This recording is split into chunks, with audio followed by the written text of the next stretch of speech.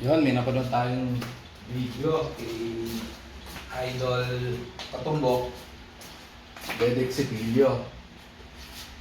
So kasi itong 8, cover ng 9. So kung magkukombinasyon ka, pwede naman. Ganyan lang, kung hirap pa sa kombinasyon, baka mamaya maging tira mo, maging benta sa kalaban mo. So ang gagawin natin, safety. Titirahin natin ang rekta ang 8. Tapos lilis ka lang ng konti, pakanan. Yung tapo mo, pakanan. So yung katawan mo medyo lilis ng pakaliwa. Tapos yung 8, banda rito, pupunta rito sa bandang area na to. Then yung goal mo, bola mano, dire-diretso, cover sa likod ng 9. Para walang tira sa 8. Sige, try natin. So ito, yung tirang rekta. So, kung rekta, lilis ka lang ng konti sa kanan. Yan.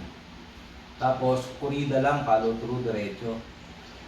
Ang goal mo may cover yung bola mano, papuntang 9.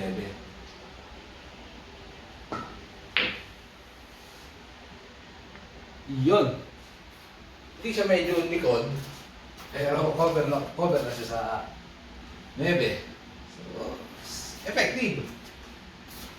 Safe ka na kahit papaano. Hanggang sa muli, mga katapyok. Maraming salamat.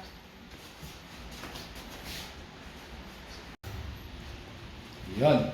Ngayong araw mga katapyok, bali may napanood tayong video, tutorial sa kay Idol Katumbok, Dedek Cepillo. So may nagtanong sa kanya, ganito daw yung sitwasyon ng bola, paano yung preparasyon. Actually, wala. Mahirap na yung preparasyon. Yung sabi niya, risky na, kumbaga.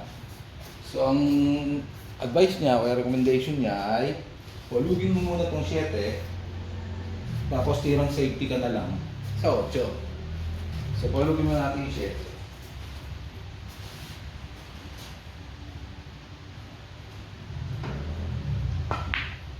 Ayan.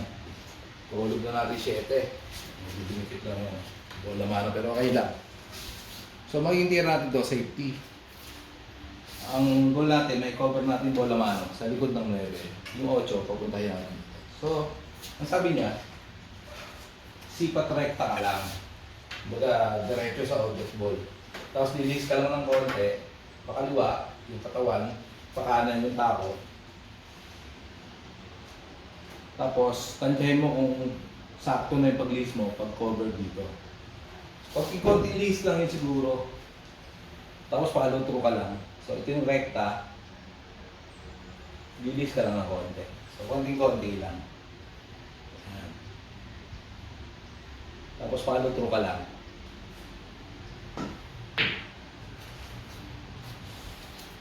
So yun. Effective nga.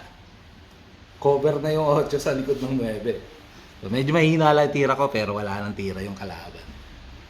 So hanggang sa muli mga katapyok. Maraming salamat.